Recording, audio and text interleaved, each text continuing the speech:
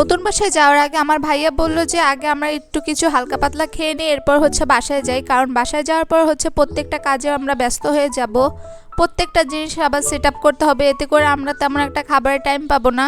So আজকে সারাদিনের ব্যস্ততা নিয়ে থাকছে ফুল ব্লগটা। So let's get started. আসসালামু আলাইকুম everyone, this is Sadia, welcome back to my another blog. So এই তো এখন আমরা আমাদের গাড়ির জন্য ওয়েট করতেছিলাম, আর এই তো আমাদের গাড়ি চলে এসে পড়েছে। আর আজকে কিন্তু প্রচুর রোদ ছিল, আমাদের সবার কিন্তু খুবই কষ্ট হচ্ছিল। আর বাসা পাল্টানো একটা আলাদাই ঝামেলা, আবার নতুন বাসায় যে আবার সব কিছু গুছাতে হবে, সব কিছু সেট আপ করতে হবে, তা নিয়েও আরেকটা ঝামেলা, মানে প্রচুর টেনশনের মধ্যে দিয়ে আমরা সবাই যাচ্ছি। তো এরপর আমরা আমাদের বাসার কাছাকাছি প্রায় এসে পড়ি। এর মধ্যে আমার ভাইয়া বলল যে আগে আমরা হালকা পাতলা কিছু খেয়ে নিই, এরপর বাসায় যাই, কারণ বাসায় যাওয়ার পর সবাই আবার কাজে ব্যস্ত হয়ে যাব।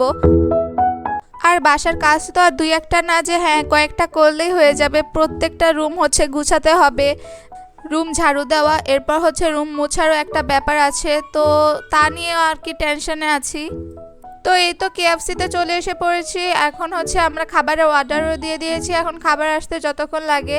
আর ওদিকে আমাদের ট্রাক কিন্তু চলে গিয়েছে, মানে বাসার সামনে চলে গিয়েছে, এই জন্য কিন্তু আমরা একটু তাড়াতাড়ি করব, মানে তাড়াতাড়ি খাবার দাবার খেয়ে এরপর আবার রওনা দিব বাসার উদ্দেশ্যে। আর এই তো আমাদের খাবারটা এসে পড়ে।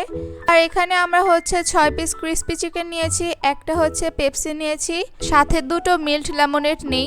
আর এই মিল্ট লেমনেড খাওয়ার পর কিন্তু খুবই রিফ্রেশ লাগতেছিল। সো বিসমিল্লাহ বলে খাওয়া দাওয়া শুরু করে দিলাম। আর এখানে প্রায় 12টার মতন বা 12:30টার মতন বেজে গেছে, তো আমরা যত তাড়াতাড়ি খাবারগুলো খেয়ে যেতে পারি। ও এখানে আম্মু আবার প্লেন রাইস নিয়েছিল, যেটা তোমাদেরকে বলতে ভুলে গিয়েছি। আর এখানে আমার বাবা তোমাদেরকে রিভিউ দিয়ে দিচ্ছে যে কেমন লাগছে।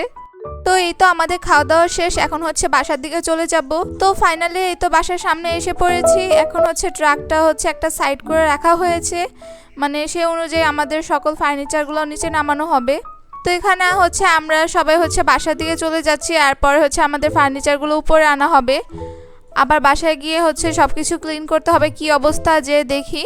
আর এই তো এখন আমাদের সব ফার্নিচারগুলো নামানো হচ্ছে, আর এদিকে আমরা বাসার দিকে চলে যাচ্ছি। আর এই তো এখন লিফটে এসে পড়ে, আর আমরা সবাই কথাবার্তা বলতেছিলাম যে কোনটা কোথায় রাখা যায়, সেটা নিয়ে আর কি আলোচনা করতেছিলাম সবাই। তো এই তো নতুন বাসায় এসে পড়েছি। আর নতুন বাসায় এসে যে আমরা এগুলো দেখবো, আমরা এর আগে কখনো কল্পনা করিনি। এগুলো দেখে কিন্তু খুবই মনটা খারাপ হয়ে যায়। তো কি দেখতে পারলাম সেটা নেক্সট পার্টে দেখতে পারবা।